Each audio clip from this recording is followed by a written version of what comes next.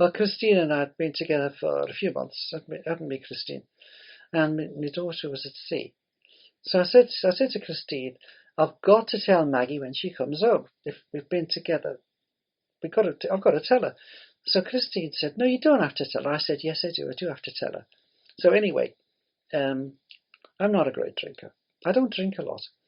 And so anyway, I got a bottle of wine, and my daughter had gone out. She was home on leave. And I was sitting in the kitchen on my stool with my bottle of wine, and I think I must have drunk about half of it when she come in the door. And so she looked at the bottle of wine and me smoking away at me fags and everything.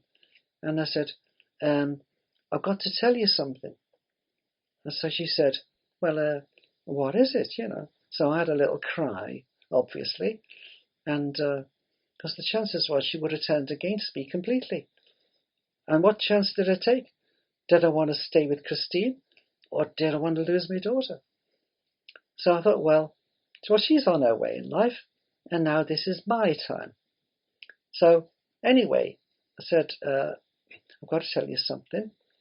So I told her about Christine and me, and poured myself another drink, and she put her arm around me and she said, thank God for that, Mum, because I thought you were going to tell me you was alcoholic. So, I was so chuffed because, there was me bringing up my daughter, who was well on the way in her career to be at sea. But the chances was, if I hadn't brought her up to accept everybody, would she have turned against me? And there I was, thinking, am I going to lose my kid that I would have cut my right arm off for? Or was I going to take a chance and tell her about Christine? And I thought, I need the half a bottle of wine to tell her.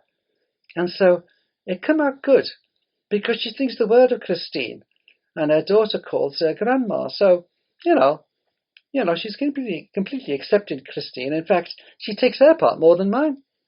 Well, we told us we were going to have a civil partnership, and so her and her partner come down into the sitting room. I said, let's get a taxi. We'll all travel together to the registrar. So anyway, so the curtains got closed, and I said to Christine, why is the curtains closed? And she said, I don't know. So I don't know. So I said, is the taxi waiting? She said, no, we're going to call one. Chris is going to go outside and call one. And I said, we're going to be late. So anyway, she said, well, we walked outside, and she said, we'll go outside and wait for the taxi. So we went outside, and across the rolls was this pink Rolls Royce with the chauffeur. And she said, that's your wedding present. You're not getting nothing else. So we got in the Rolls Royce. They followed behind, by car and taxi behind. And we went all the way along the seafront in this pink Rolls Royce, me waving like the Queen to people like this. I was waving out the window to everybody. And I said, we're getting married today. And I was waving out the window like this. And they took us to the registrar. And then we had our ceremony. And then when we come out, Maggie had arranged to have pink champagne. So we had a glass of pink champagne outside. And then they took us to our reception, didn't they? And then that was it. The Rolls Royce disappeared and we had to take a taxi home.